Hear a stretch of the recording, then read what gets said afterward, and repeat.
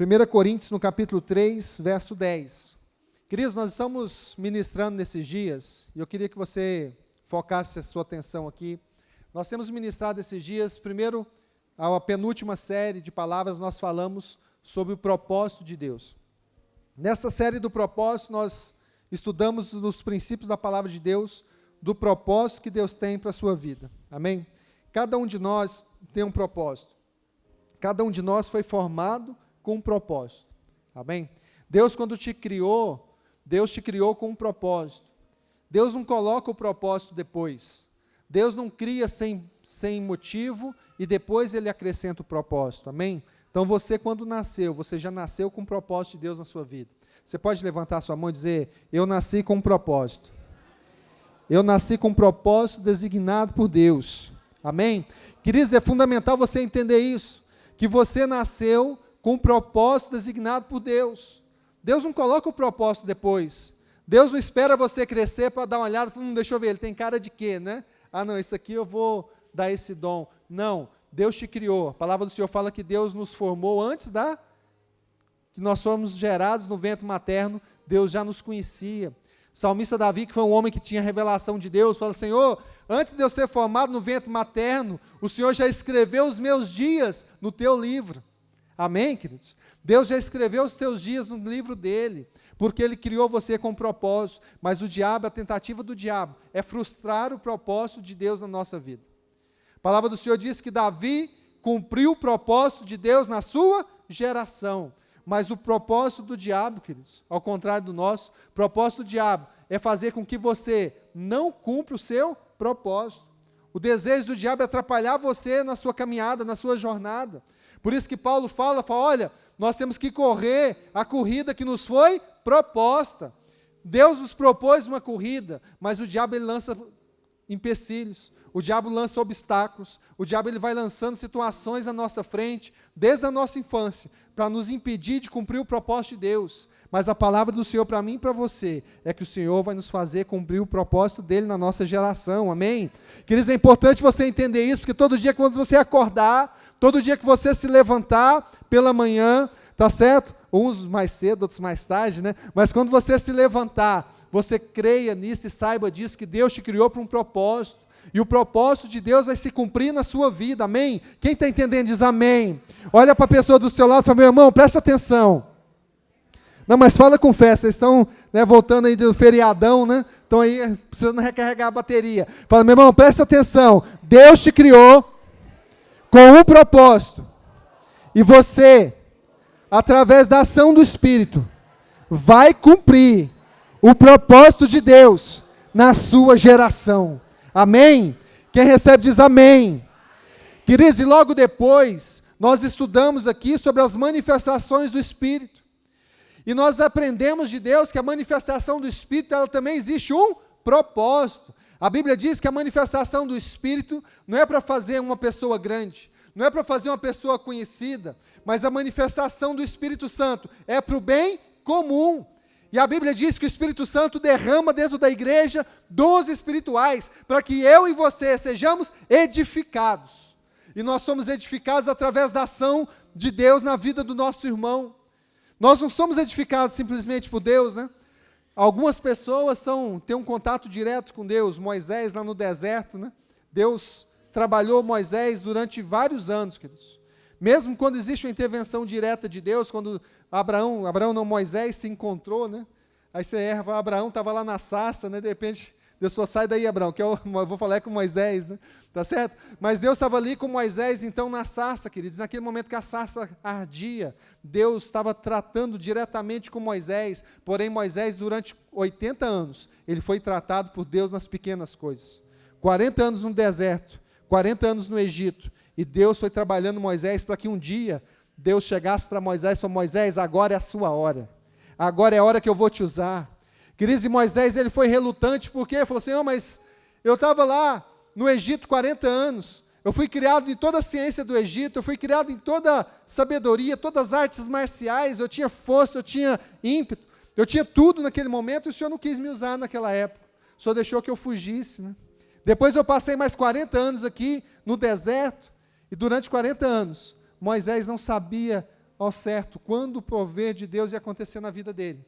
Mas de repente um dia, a Bíblia fala que Moisés estava lá na montanha, cuidando das suas ovelhas, de repente ele vê uma sarça que queimava. A sarça é um arbustozinho, parecendo esses pezinhos de jabuticaba, ornamental que a gente tem hoje, e de repente tinha aquele arbustozinho que pegava fogo, mas as folhas não consumiam, e Moisés achou aquilo interessante e foi chegando perto, já com 80 anos, foi chegando perto, e de repente ele ouve aquela palavra: Moisés, tira a sandália do pé, porque o lugar que você está pisando é terra santa. Amém?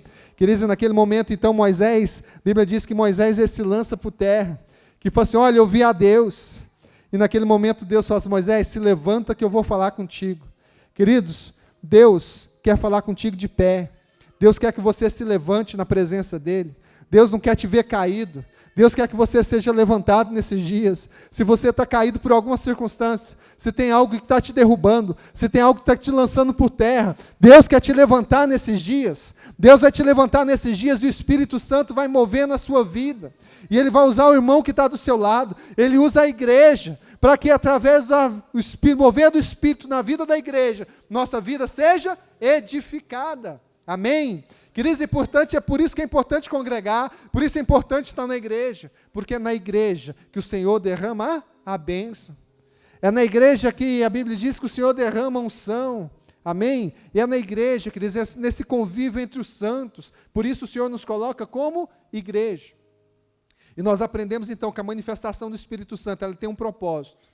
Deus não traz um dom de profecia para falar: nossa, olha que pastor revela tudo, pastor sabe tudo, aquele homem é homem de Deus. Não, queridos. O propósito do Espírito Santo não é esse. O propósito do Espírito Santo é edificar a igreja. É para que nós sejamos edificados como o corpo de Cristo. E é por isso o propósito de Deus. E na semana passada, ao final desse estudo dos propósitos e da manifestação do Espírito Santo, nós entramos um pouco nesse trecho que eu gostaria de terminar com vocês. Abra sua Bíblia comigo lá em 1 Coríntios, no capítulo 3, verso 10. E está no telão também, que diz assim: conforme a graça de Deus que me foi concedida, eu, como sábio construtor, lancei o alicerce. O apóstolo Paulo está dizendo aqui, queridos, para a igreja de Coríntios, que foi a igreja que ele começou, foi a igreja que ele iniciou. E ali ele falou assim: olha, eu como sábio construtor, eu lancei o alicerce, e outro está construindo sobre ele. Paulo está dizendo aqui porque quando ele fundou a igreja lá em Corinto, ele deixou outros obreiros lá edificando, ele deixou a liderança local, ele deixou um presbitério cuidando lá da igreja que ele tinha iniciado. E ele diz: olha, outro está construindo sobre ele, contudo, veja cada um como constrói. Você pode repetir comigo? Veja cada um, mais forte, veja cada um como constrói. Queridos, a palavra de Deus está te desafiando agora. Você que está na igreja, você que foi plantado na igreja, você que está no corpo de Cristo, a Bíblia fala que foi lançado um fundamento. Nós não lançamos fundamento, nós não lançamos nenhum fundamento, o fundamento já foi lançado. A palavra do Senhor diz que o nosso fundamento é Jesus Cristo. Não existe outro fundamento. Igreja, não existe outro fundamento. Se você tiver igreja que o fundamento não é esse, não é igreja.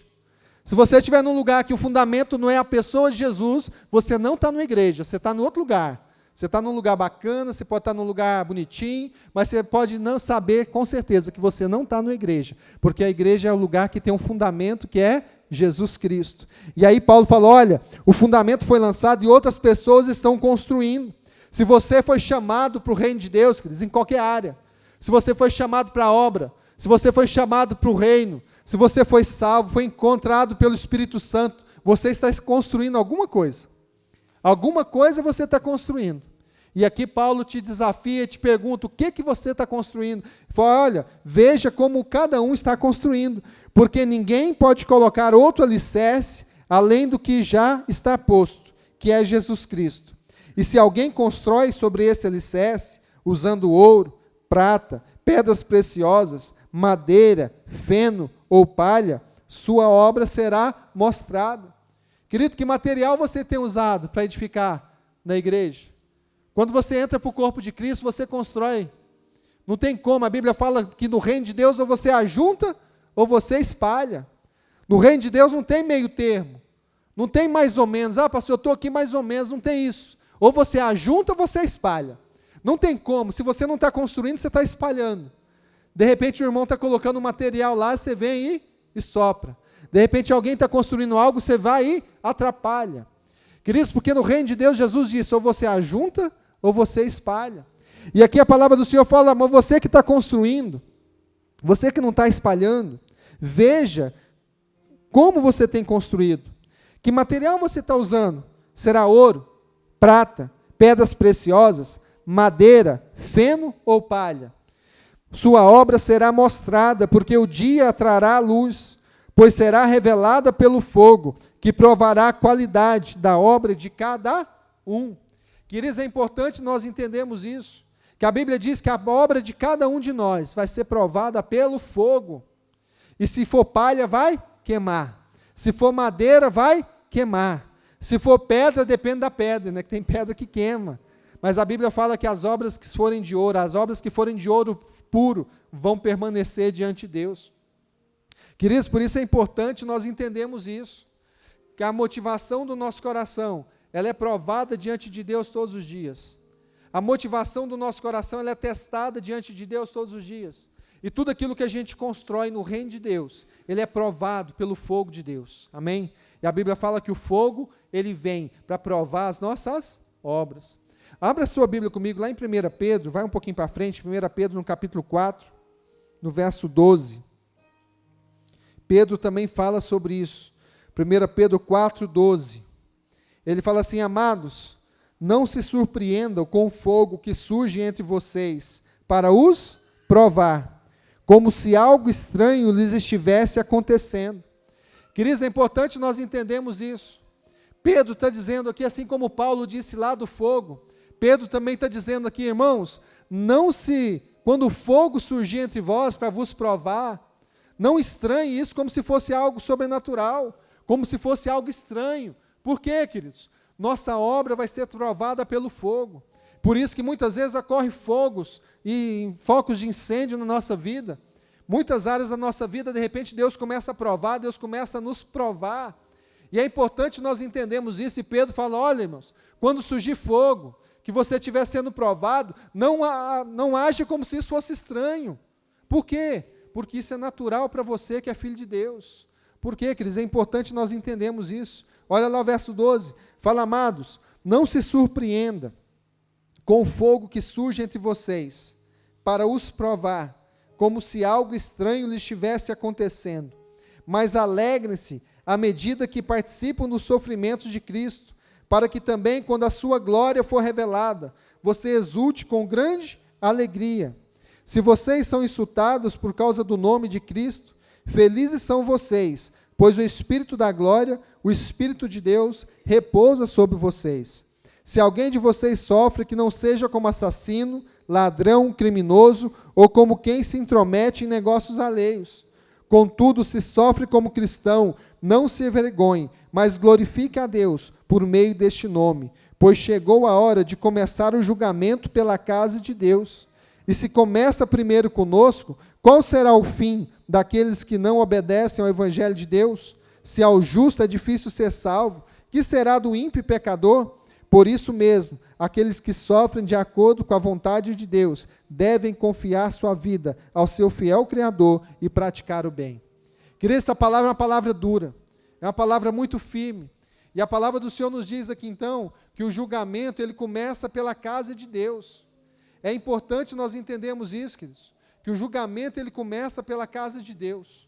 O julgamento não começa pelo outro. A palavra do Senhor fala por isso que cada um julga a si mesmo como tem edificado. Como você tem edificado no reino? Porque o julgamento começa pela sua casa. E pela sua vida, queridos, o Deus começa o julgamento. Pastor, mas que palavra é essa? Que palavra dura é essa? Queridos, um pouco antes aqui em 1 Pedro fala o seguinte, olha, nós somos gerados em Deus para nós sermos herdeiros das bênçãos. Porque a Bíblia fala que quando Cristo for revelado, nossa vida será revelada nele. Nossa glória vai ser revelada em Cristo, quando Cristo for revelado, queridos. Por isso que quem é chamado para o reino, é chamado para uma vida diferente. Quem é chamado para o reino, é chamado para uma dimensão diferente. Porque a Bíblia diz então que nós seremos chamados irmãos mais novos, que Jesus será considerado o irmão mais velho. E a Bíblia diz que Jesus ele está hoje à direita de Deus. E Jesus diz que ele nos tornou co-herdeiros. E Jesus disse, olha, tudo aquilo que eu tenho, vós tereis também. Queridos, esse é o propósito do reino, para que você seja co-herdeiro com Cristo. E por isso que a Bíblia fala que todas as promessas que nós temos em Jesus, nele nós temos o sim, e nele nós temos o amém. E por isso, queridos, o julgamento começa pela nossa vida. Se você é herdeiro da promessa, se você crê que Deus te fez para vir habitar no reino dele, no reino do seu amor, que você não pertence a essa terra, mas que você pertence ao reino de Deus, o julgamento vai começar pela sua vida. Por isso que Jesus disse, olha, a justiça de vocês tem que ser muito superior dos escribas e dos fariseus. O que Jesus estava dizendo? Falou assim, olha, observa lá os religiosos. Está vendo aqueles homens lá religiosos? São fariseus, são mestres da lei. Então, se você quer ser do reino, se você quer professar que você pertence ao reino, a sua justiça tem que ser muito superior ao dos escribas e dos fariseus. O que ele estava dizendo com isso, queridos? Estava dizendo que os fariseus e os escribas eram o exemplo de fé daquela época. Olha lá o exemplo de fé. São os escribas, são os fariseus. Escribas, queridos, aqueles homens que copiavam a Bíblia, né? Eles copiavam a Bíblia todo dia. Eles copiavam, faziam cópias da lei. Então, os homens que sabiam de cor a lei, eles sabiam de cor, conheciam a palavra de Deus, de ponta a ponta. Mas a palavra do Senhor disse, então, que a nossa justiça tinha que ser muito superior àqueles homens lá. Os fariseus eram aqueles que apareciam nas sinagogas, é os que ofertavam mais, é os que oravam mais bonito, né, aquelas orações decoradas, impostadas. E Jesus disse, olha, está vendo lá, o fariseu, aquele lá é um exemplo de fé, então a sua justiça tem que ser muito superior à dos fariseus. Queridos, e aqui Pedro então está dizendo, olha, o julgamento ele começa pela casa de Deus, o julgamento começa pelas nossas vidas, e é fundamental nós entendermos isso, queridos, que a nossa fé e a nossa intenção do nosso coração, ela é provada diante de Deus, amém? Aos olhos de Deus, queridos, não tem como nós escondermos nada. E a nossa intenção do nosso coração, ela é transparente diante de Deus. E a Bíblia fala que tudo que nós construímos, tudo que nós fizemos diante de Deus, na igreja, vai ser provado pelo fogo.